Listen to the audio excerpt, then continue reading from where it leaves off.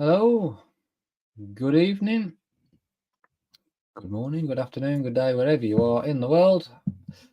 How you doing? It's Friday, 8 p.m. We're live.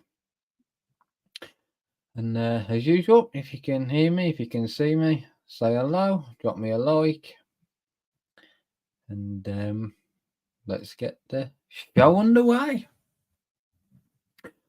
So, today's episode, today's live, today's whatever you want to call it. I'm going to be focusing more on motivation and procrastination and things like that, because that seems to be a big thing that affects a lot of people. I'm just going to give it a bit, let some people come in and see where we go from there. And remember, if everything's working all right, let me know, say hello, let me know you're there, and tell me what you've been up to. The Fridays come around quite quick. Seems like it's every 2 minutes I'm doing one of these now. The week's just flying by. It'll be Christmas soon.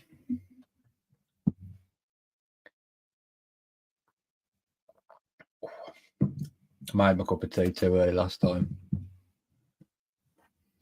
It went quite cold, nearly. And no, in fact, no, I was a week before. Last week I drank it too quick. Ended up drinking a can of Pepsi. What a mistake that was. But as I say, it's going to be a couple more minutes for people to jump on, and we'll go from there. Hi, Paul. How you doing? Here we go. Why people can't be punctual. I start at 8 p.m. every Friday, except for next Friday. I'm going to a show, so no live next Friday. Before I forget to mention that.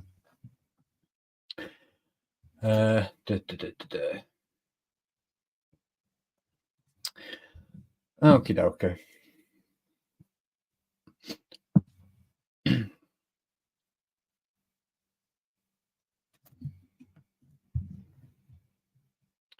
Did you send that via Messenger, Paul, or was it text? Because Messenger seems to notify me as and when it wants to. Yeah, so as we all know, I help business owners and professional people get back to being the best version of themselves. And when you have burnout, you don't feel particularly motivated. I'll check on that after this, Paul. Must have missed it. And I'm good, thank you. Hope you and Marcus are as well. Yeah, we don't feel particularly motivated, and it's really hard to, well, it's nearly impossible to run your business in a burnt out state. It's impossible to do whatever your job is, whatever your career is, in a burnt out state. Unfortunately, for a lot of people, it just becomes the norm. Well, this isn't the right way to think. One, you deserve much more than that. You deserve to feel better about yourself. You deserve to be the best version of yourself. Not only for you, but also the people around you, your family, your friends, and all that. Because another thing I deal a lot with, obviously, relationships change. And when you look at it, the person that you're with didn't get with this burnt out wreck, did they? They didn't. They got with a person who sold them, basically, because we're all salespeople, and we sold our partner this image of us that they really liked, fell in love with, so on and so forth. Now we're not that person. How can we expect our partner then to want to be with us? Well, we can't, can we? Let's be realistic. But of course, the brain loves patterns, it loves routines, it loves all of that, and it just stays there. And relationships drag on and drag on and drag on, and eventually it gets to breaking point, and it's not very nice to go through a breakup like that. And that also was the same in the business. As I mentioned last week, when we're in a burnt out state, it's our childlike mind that's took over, because it's only got one job to do, and that's protect us. That's to keep us surviving, keep us from danger, whatever it's seen as danger, which is usually the stresses in your business, at home, that sort of thing. Well, it doesn't care if it upsets, so it pisses off, whatever. As long as you're surviving, it's doing its job, and it's very childish about it. So I asked last week, would you allow a child to come into your business, to come into your job, your career, your profession, and run it for you and tell you what to do? Would you let a toddler, 4 or 5 year old, come into your family and allow them to take over and tell you how things are going to go down and all this? I'm guessing the answer is no. So what do we allow ourselves to do?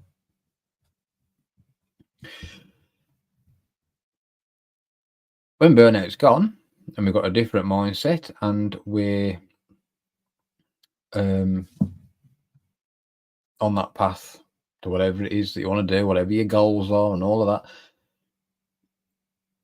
we become completely different. And it's about finding that person you were before the burnout, or finding the person you want to be, the best version of you, that version of you that can push you to do whatever it is you want to do in life. And I strongly believe that with the right mindset, you can do anything you want in life.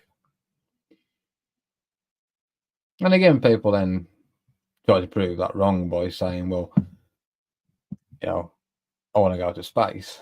Well, get the money to go to space then. But I guarantee you now, you're probably going to stop yourself from getting the money together to go into space, because you don't really want to. But the things we really want to do, we can do it.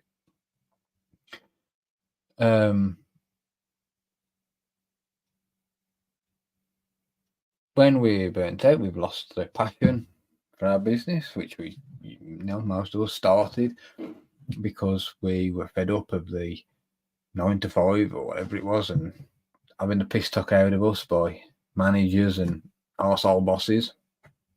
So we have a hobby that we really love doing. We have a skill that we're really good at, and we decided to make a business and do that because it interests us. We love doing it. And then we quickly find that there's other things we've got to do, other skills we've got to learn, so on and so forth, that we didn't want to do. Now we spend more of our time doing that than we do the stuff that we wanted to do. Now you can delegate tasks to other people. That requires money. Some people don't have the money to do that. So they have to learn the skills. Now, when we've got to learn a skill or do a task we don't want to do, the brain will see it as a threat, basically. And it will say to us, no, I want to do it. Even if it's something like doing YouTube videos or making posts on social media, learning how to do marketing, whatever it may be. If we don't enjoy doing it, the brain doesn't want to do it. It doesn't see that if we do it, we get the results from it. All it sees is, we've got a task to do. I don't want to do that. I'll do it tomorrow. Tomorrow comes. Yeah, I'll do it tomorrow. So the next day comes. Right, I'm going to do it Saturday. Saturday comes. And it goes on and on and on. And each time it does that, the brain now sees it growing and growing and growing. And it's just this task that's looming. Now it becomes a, shit, I didn't do that last week, so now I've got to do it twice this week. And I really don't want to do that. So I'll do it tomorrow. Rinse, repeat, over and over again. That has to stop. I'm very easily distracted, as you know from watching these lives. As soon as someone comments, that's it. I've lost all trail of thought, so on and so forth.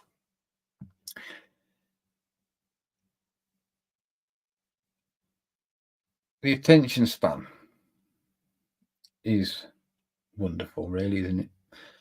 If we've got something that we enjoy doing that keeps our attention, we can spend hours doing it. But as soon as we've got something coming up that don't want to do, it switches off. I think, if I remember rightly, the average person's attention span in this day and age is about 4 seconds. So when doing the learning how to do YouTube videos properly, I take that into consideration. And there's millions of videos out there just about that topic, keeping people interested for the first 4 seconds. Bores the shit out of me. Does not interest me in the slightest learning that, so I don't like doing it. So before I was in this room, I used to be in the conservatory, and right next to my desk is my amp and guitar. And I'd sit down to do some work, and there I'd be, and then I'd end up learning the theme tune to Airwolf or something, which I enjoyed much more, but what good was that for my business? Nothing. Crap. My old business, I was a driver. Apart from a device that played music, I didn't, need to know about technology, and I did become quite a caveman in that 10 years of not needing, a computer and stuff like that. Obviously, I had my phone and that, but that was really for work and chatting with people online, that sort of thing. So getting easily distracted, you get yourself somewhere where that's not there. I'm now in this room. I'll sit here, plug everything in, I'll do the videos I want to do, and then play my guitar, play computer games, whatever it is I wanted to do. Because we need to reward ourselves. We need to have that reward of something we love doing. If you work in a business where you're not at home, where you're in a premises, so on and so forth, and you're stuck there hour after hour after hour, day after day after day, your brain isn't getting that reward, isn't getting all those happy chemical releases. So it now goes, well, this is miserable. I don't think I want to do this. We're not doing this anymore. And there it starts. And then it snowballs, because obviously you need to run your business, and you tell your brain to shut up, and you carry on, and you go to it, and your brain's going, no, we need to make a change. Let's go. Don't want to do this no more. It's boring. It's shit. But now we've got to do it because we need money. Money's our way of surviving. So we go back and do it. And there's nothing worse than doing something you love when the fire's gone, when the ambition's gone. It's shit. Now you're in burnout. Not only that, but you go home and you take work with you.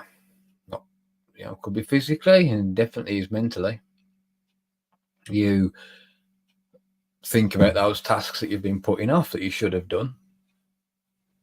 And that task that probably would have just took 10 minutes, half an hour to do in the first place is now 15, 20, 24, 48-hour job, because it's going over in your mind over and over again. And the brain can't tell the difference between thought and reality. So each time you think about doing it, each time you think about, oh, fuck, I ain't done it, guess what? All that goes in your shit bucket. And then you're stressing about it. Now you probably trigger some sort of anxiety, and your brain sees it as a threat, and this threat is waiting for you. I mean, how many of you now, it's Friday evening, how many of you now are dreading about something that's going to happen on Monday, or might happen on Monday? because you haven't done it this week. There's bound to be some. I did a video earlier. It's about just that. Dedicate time. Dedicate time to doing these tasks. People on my program, they get a time management sheet.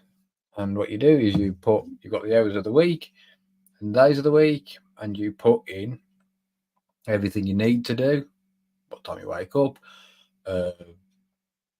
take the kids to and from school, any, after school things they do, hobbies they do, things you need to do during the day, go to work. You put all these hours in and it shows you what you've got left over. Now, obviously, that's different for different people. But when I work with business owners, a lot of people have a lot of time they didn't realise they had. Because we forget we have it. And we've put these tasks off and we're worrying about it. So we sit there, putting it off some more, thinking about doing it, wanting to do it, but there's no motivation. So now we procrastinate.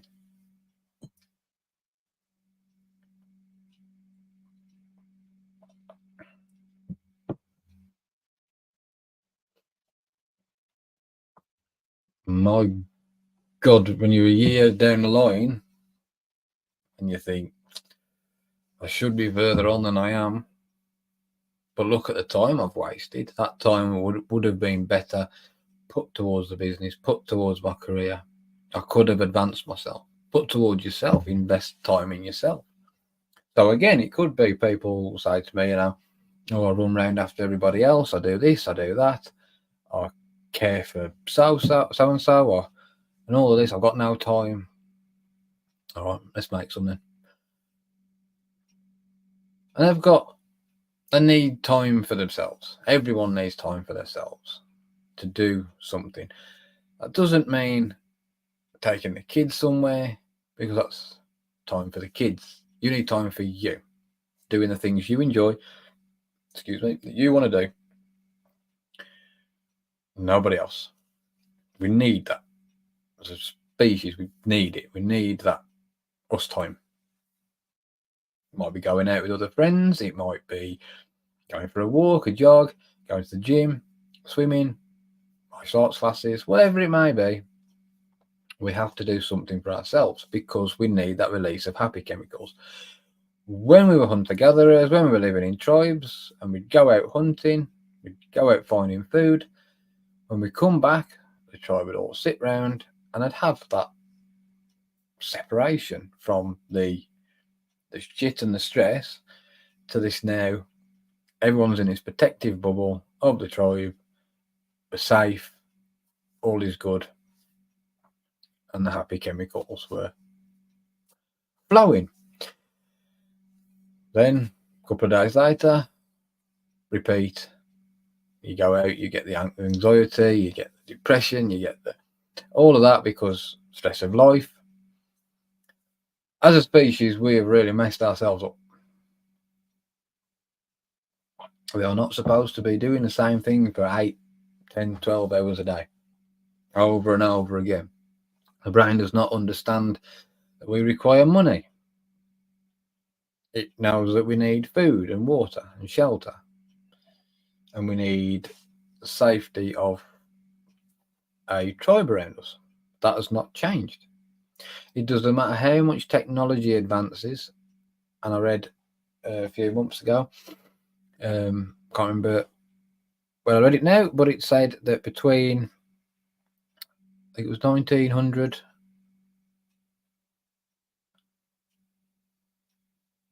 between 1900 and I think it was about 2010, the world has advanced 20,000 years with technology, with science and everything. We've advanced that far. All these changes happen. Somebody proves one thing, it's a fact, and then somebody will come along a few months later and disprove it, and then that will become a fact. And we have to keep on with these changes. It's too much. Now, most of it probably doesn't affect us, directly. I like to stay on top of information about the brain, how it works, so on and so forth. Do my clients give a shit about that? No. Not at all. Never once. Maybe after about the second session I start asking questions, if it interests them. But nobody has ever, even when asking why do they feel that way, remember the child brain is engaged. There is no point talking about prefrontal cortexes and amygdalas and hypothalamuses and all that shit, because nobody cares. I just didn't. I'll be well. All the client wants to know is, can you stop me from feeling like shit? Yes or no?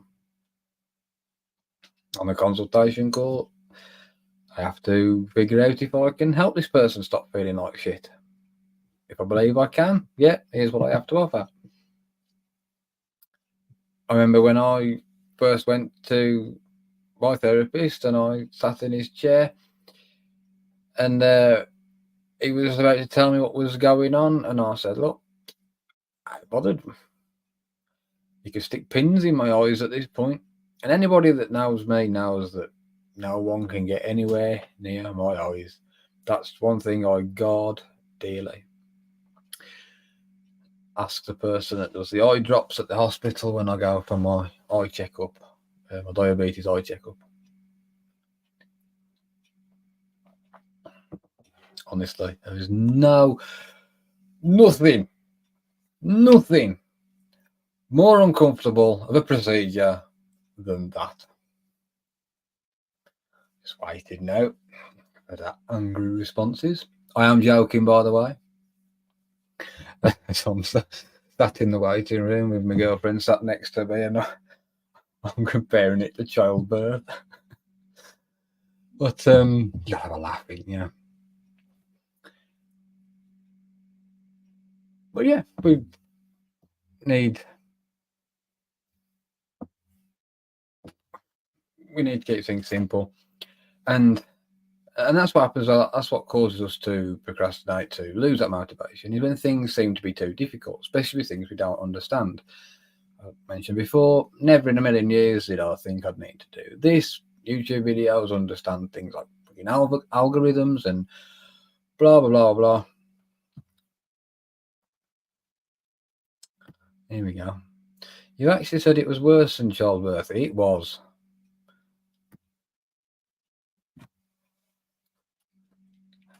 I kept saying they're going to put me on one of them machines that simulate childbirth. I'll have a go with that. I might even record it and stick it on YouTube for a laugh. Anyway, yeah, so everything, when it seems difficult, the brain doesn't want to do it. The brain will always want to do the easiest thing. I'll tell you now, the easiest thing is not the best way. When I help people, I've made it as easy as possible. But they still have to get off their arse and do something to help themselves. Because, if we don't change physically, if we don't change our physical life, well, nothing's going to change. If we've come up with a solution and a path to achieve the goals that you want, to get the results you want, and you don't do the things required to do that, well, been a waste of time, waste of money, waste of everything, isn't it, really? But whose fault is it? You see, whether people want, they just want their sessions and I don't hear from them in between, or some clients want reassurance regular throughout. Fine. I'm there on the program to deliver to the individual.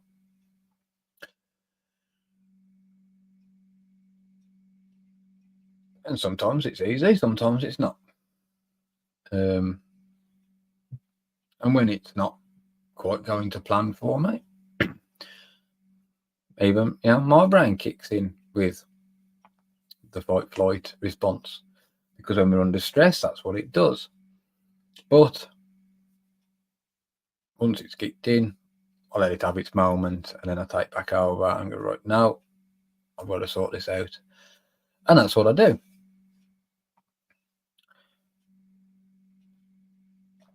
Too many therapists out there are quick to drop a client because they're awkward. Nope. You can tell awkward. There's a difference between awkward and somebody that doesn't understand why they can't move forward. They can't move forward because there's still a barrier there. Client I had this morning, it's been a while between her third session and her last session on the program, and when I got there, she was worried that it had all unfolded because she had a couple of stressful weeks, and as she was talking, my heart sank, sort of thing. I thought, shit. But no, all it was the next bit was ready to be moved, and we did that. And what was in her way? A wall of plastic. Not physically, but in here. A wall of plastic. And I've had brick walls, I've had sides of mountains, I've had gunge, I've had mud, all sorts of things, quicksand. And it's what the images the brain makes up to link these things. Smash through the barrier, move forward. Again, brain can't tell the difference between thought and reality. So whatever it is you're doing in your head, your brain thinks it's really doing it, physically doing it. So if you're smashing a wall down that's stopping you from getting to the next stage, then it's gone. It's been smashed. If you're putting it in a bin or setting fire to it, whatever it may be. Because again, each person works differently. Your brain works differently. And when I calibrate with you, I use your words to do the next part so it appeals to you. And as we work together, those things it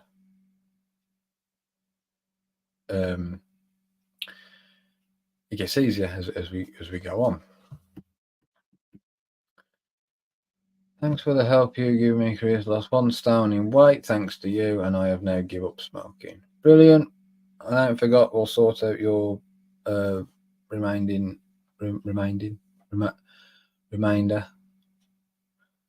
Your session you got left over anyway. We'll sort that out and we'll get you in for that ASAP and bring that to a close.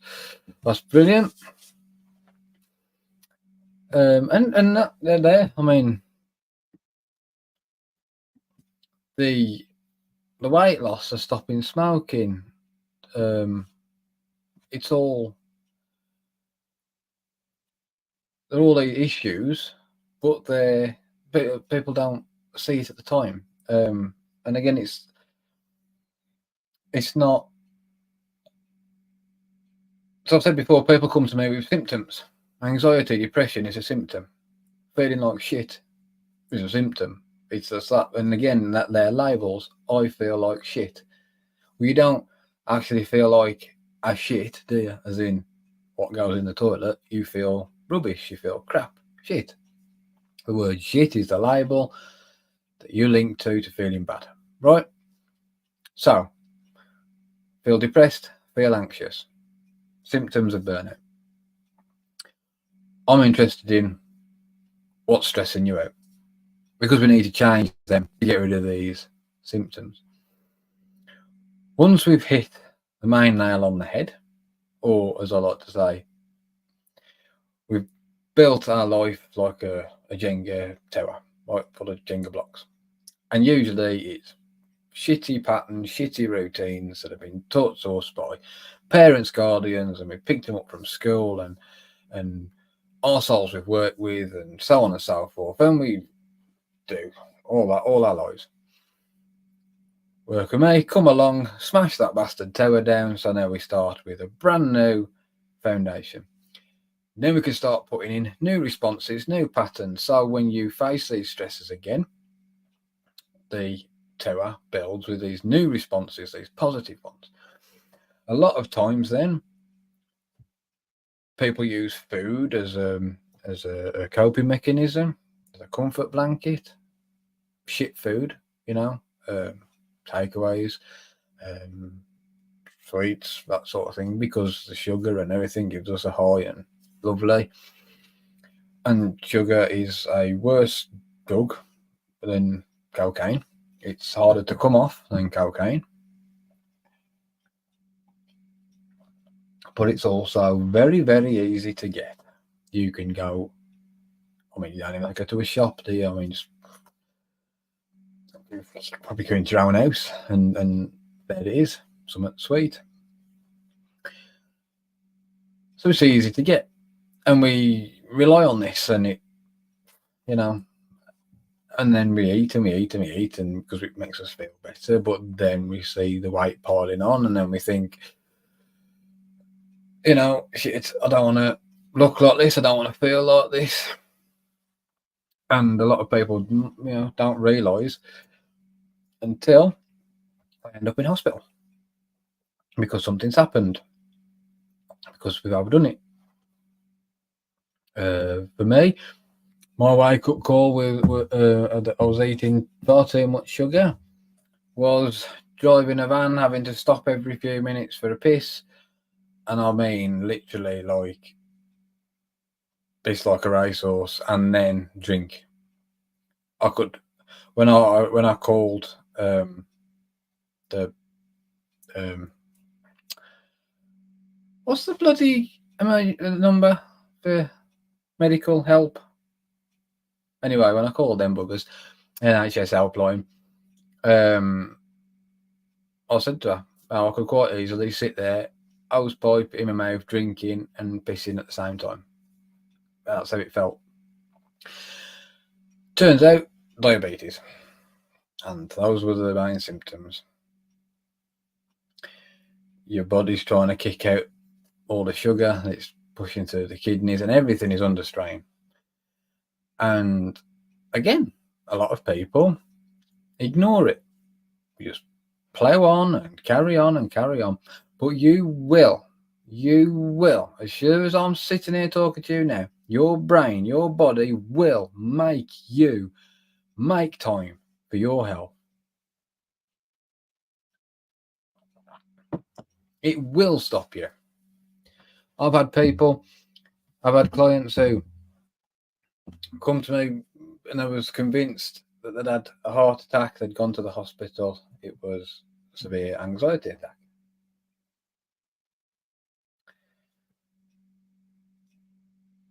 Because the stress of running a business, of all that got too much, and the brain went, nah, enough's enough. You are staying in the home. Boom. Have that. Heart attack, stroke, severe IBS, fibromyalgia, other chronic illnesses, all can come down to that stress. So we find the stressors, we deal with the stressors, and then you can see things clearly. We get the child to go back into his box under the stairs, wherever you want to stick him or her. That allows the adult you then to take control again. The adult you then, and these new positive emotions and responses to do the tasks that need to be done, to do the things that you know that you can do, want to do, and now you will do.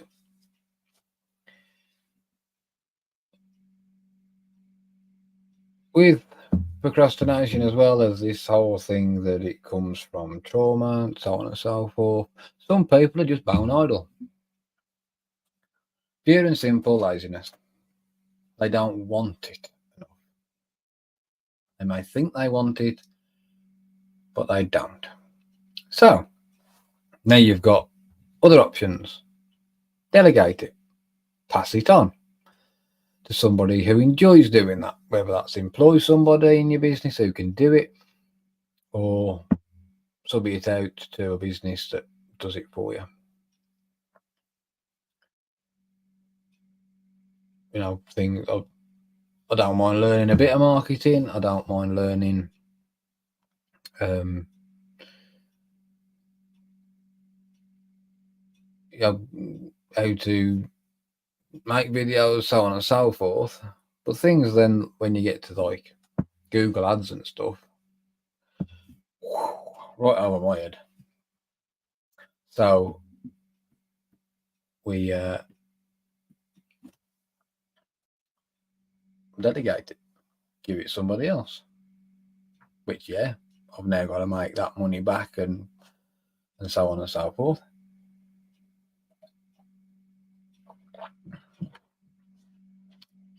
But the time that I'd be wasting trying to learn how to do that and not wanting to, so therefore probably wouldn't absorb the information anyway, is it's not worth you doing. It's not worth it becoming a stressor. And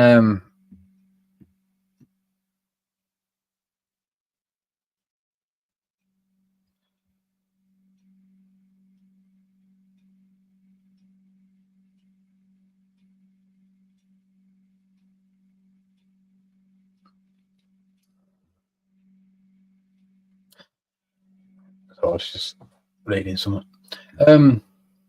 There was I. Don't know. Can't remember. I'm getting better though. 37 minutes in. And also, it's important that you take time for yourself. As I said, on your own, with your family, with friends, whatever makes you happy. It's a must. It's a must do. None of this, I ain't got time. Fucking make time. Make time. Time is the most precious thing you've got. I know I keep going on about it. Time is the most precious thing you've got. You will not get that bastard back. You will not. It's impossible. The time you waste now, you will never get it back. I will never get my 20s back. I was too busy sitting in loading yards, waiting for my van to be loaded. I was too busy then driving to houses to deliver things and then coming back and waiting in loading yards and all that shit. That was my life. Crap.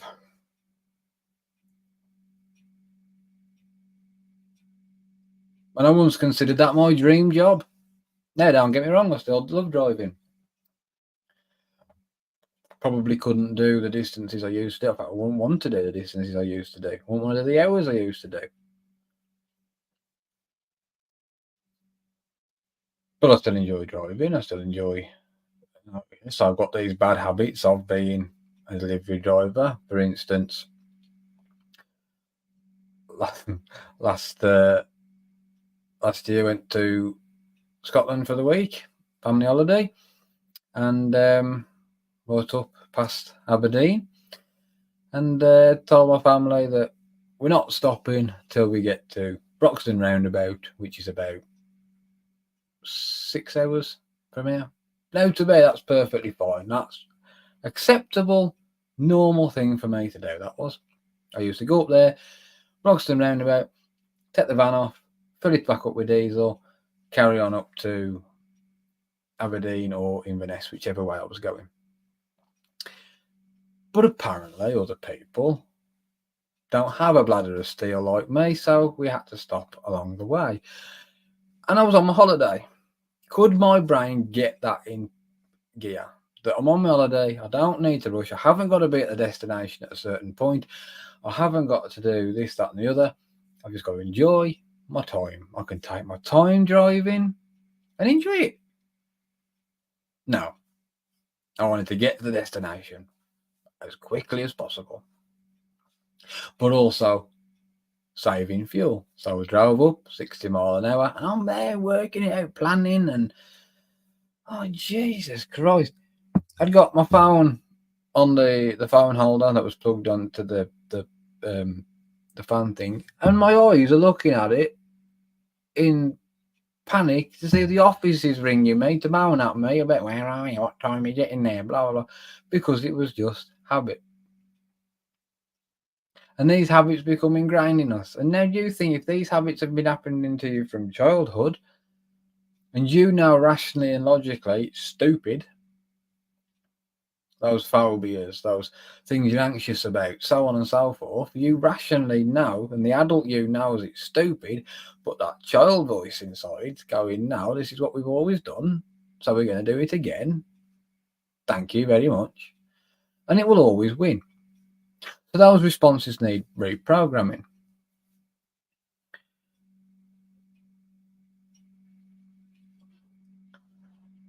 And it can be reprogrammed quite easy for the most of it. It's about visualizing a different outcome and anchoring it in place. Because when we have something bad happen or we do bad responses to things, it gets anchored in. It becomes the norm, it becomes our go-to response. And if that means we've survived, it will do the same thing over and over and over again.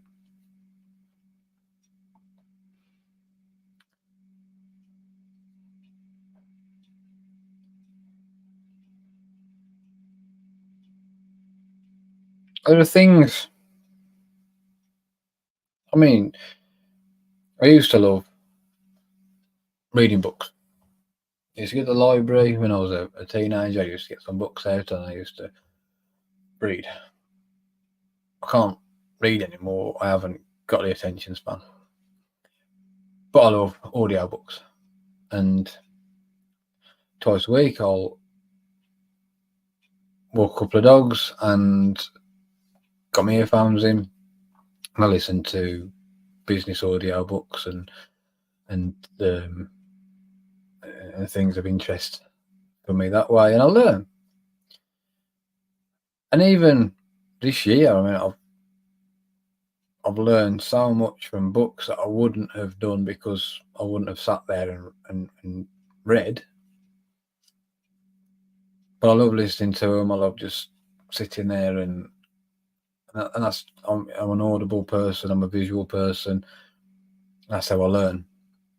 That's why I did shit at school, because it was absolutely pointless for me being at school. I should have just learned to read and write, count money, and then go and right off you go and get a job. That would have suited me. Because let me tell you, not once in my life has knowing how to add 1A equals 2B helped me with anything. Not once in my life have I again had to mention Romeo and bloody Juliet. What a pointless time in my life that was. Bloody school. For academic people, brilliant. Stay at school. Go to university. Do what you need to do. You use that brain of yours. People like me. God, it was awful. And I suppose I can see now that a lot of kids are feeling burnout that are like that. You know, if you're academic and you go to school and you love that and you love that atmosphere and that learning and all of that.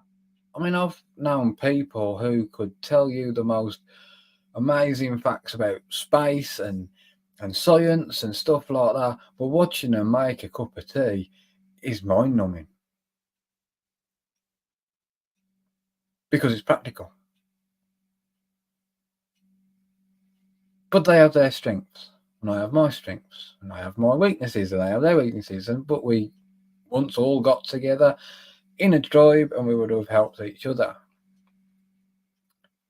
If you're not in the right environment for you, you are going to struggle. If you're a daytime person doing a nighttime job, it's going to be shit for you. And if the only ambition, if the only motivation you've got is I need to pay my bills, fuck me. You need to get something sorted right now. Because honestly, I need to pay my bills is not the motivation to be stuck in a job. You need enjoyment in a job, in a business, in a career. And again, whatever that might be for someone is completely different. There are jobs that I could not do. I take my hat off to people that can do them. Carers, for one, could not do it. I could not do it. Well, my God, do I respect people who can.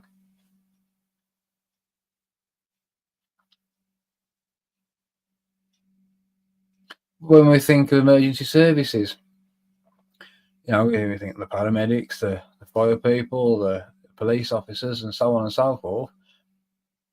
What about the poor people that pick the phones up and they get the panic, the sheer emotion down the phone? Someone's been stabbed, there's been a fight outside, there's been a robbery outside, there's a fire going on, so on and so on. And we have no choice but to generate these images, but we put ourselves into these images.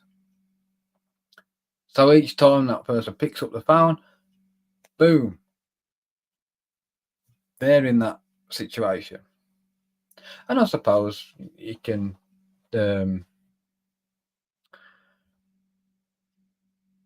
desensitize yourself, and you can detach yourself from it.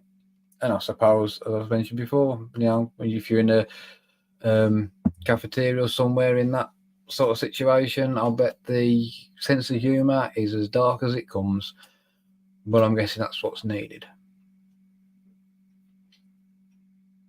And we all deal with it like that. But it's also, we need the right support, we need the right help there so we can let that shit go, keep it in the past so we can move on. Now, if that's your job and you spend hour after hour listening to that, that's a lot. We're not designed for that. We don't need to do that. We've evolved to take stress, injury, both physically and mentally. We can numb pain. We use emotion to get us out of things. We can do all this, and we can do it well, but not when it's a constant day after day after day. And then when you go home, you feel like shit. So then you don't want to spend time with your family or things like that because you're just one job I really couldn't do are the people that have to look on people's devices, especially when they know that this person's come in because they've abused a child or something.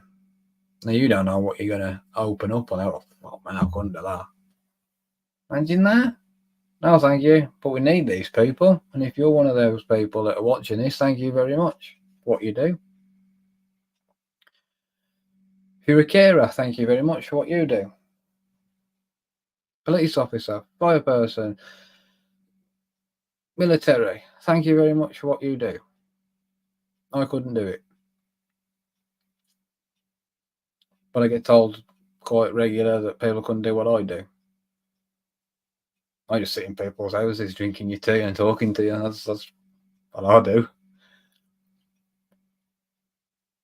But I have my way of doing it. It's not for everyone, but it's for my clients. And we'll sit there and we'll have a laugh and we'll have a chat and we'll get some serious stuff done and we'll find solutions to problems and so on and so forth. Because even from the beginning, I wanted to be a completely different thing from what people's perception of a therapist is. Because a lot of my clients have been to the traditional shit and it's done nothing. In fact, it's made them worse. So their anxiety's kicked in now. They know they need help. They've come to me. You're my last hope. I don't know what to do if this doesn't work. So on and so forth.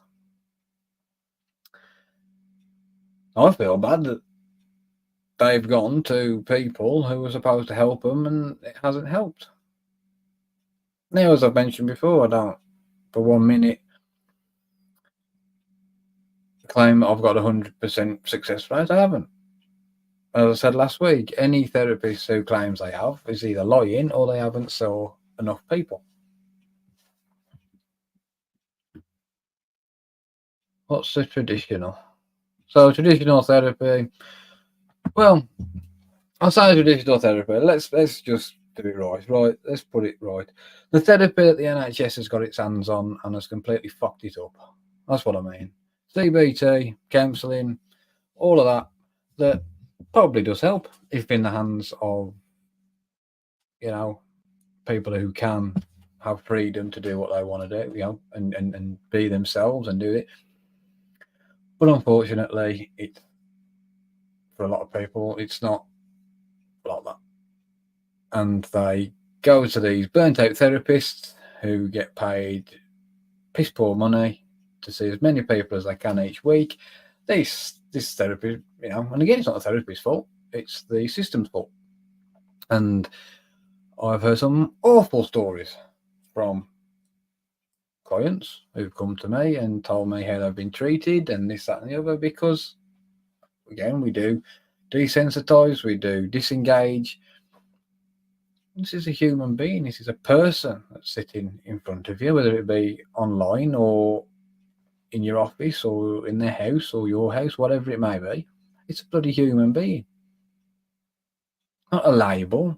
It's not just another case of depression or another case of anxiety. I could have 5 people all come to me saying, I've got anxiety, I've got anxiety, I've got anxiety, I've got anxiety, I've got anxiety, and all 5 of them will be completely different. I'll have to work with them completely differently. Now, I can't do that if I'm seeing 30 people a week. And that's why my program is limited to a maximum of 10 a month. At full capacity, it's 10 people a month, because that allows me to see the client, get to know the client, and support the client as much or as little as they need in between sessions. And I go away and think about what I'm going to do next. If I've missed something in the session and it's popped up in my head, I know I can do that. And it's a constant thing, and it goes on. That is what, in my opinion, a therapist should be doing. Not churning people out and getting shit success rates that they couldn't give 2 fucks about. Oh, winds me up. I don't get it. People, there are people who can't afford private therapy. I get it. I understand, but there should be something better. There should be a better system in place for those people.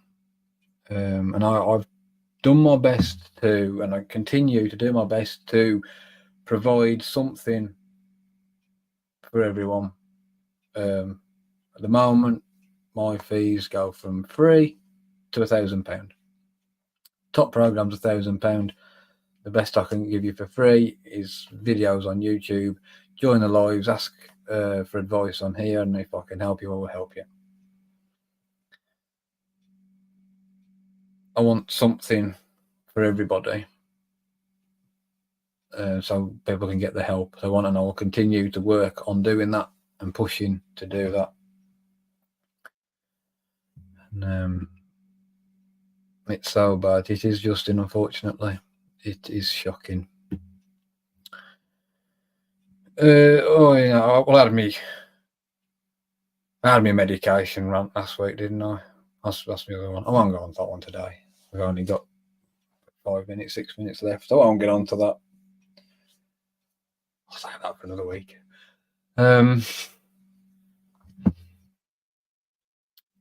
Yeah, as we wrap this live up, don't forget, I'm not here next week. Going to see a Beatles tribute band out to play Yellow Submarine. That's my favourite. And Get Back. I'll be happy if I play them too. And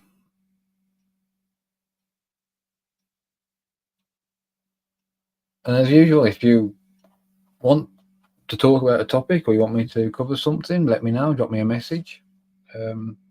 If I can do so, I will. I think the week after I'm going to do one based on PTSD, my experience, and you'll be able to ask me questions of how I felt when I had it, what life was like after therapy, so on and so forth, so you can get a better picture. And again, ask what you want. I've got no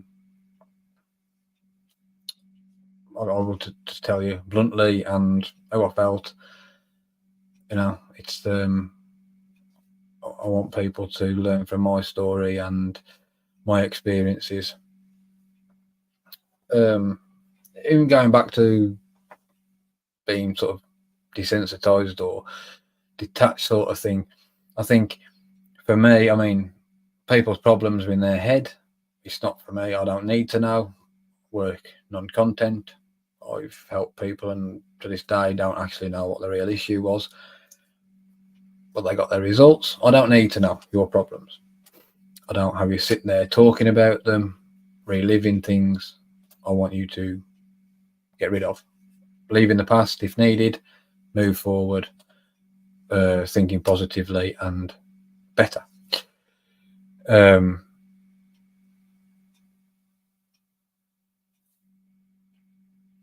Lost my train of thought.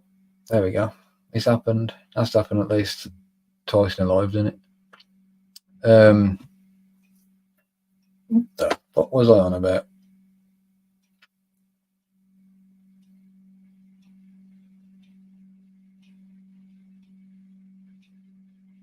Oh, that's gone. Okay, it was interesting, whatever it was. Oh, it's going to bug me.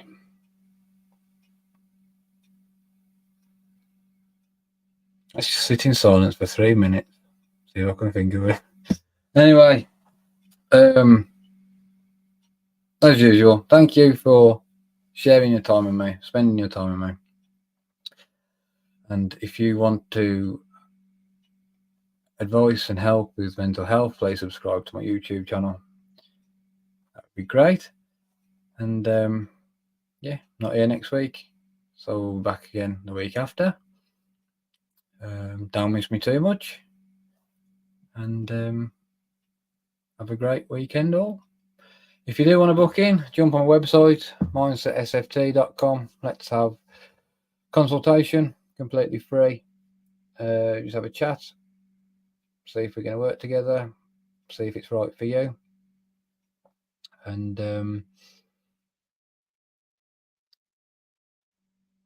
make those changes. Make those changes that you need to make. Reduce the stresses down, get that motivation back, take time out for yourself, relax, get those happy chemicals flowing. You will thank yourself. You will get that that spark back, that fire, not just for the business, not just for your profession, but for life itself. Stop wasting time feeling like shit. You deserve better. I'm Chris Harrison, Mindset Self-Care Focus Therapy. Thank you for watching. Thank you for joining me. Take care all. Bye-bye now.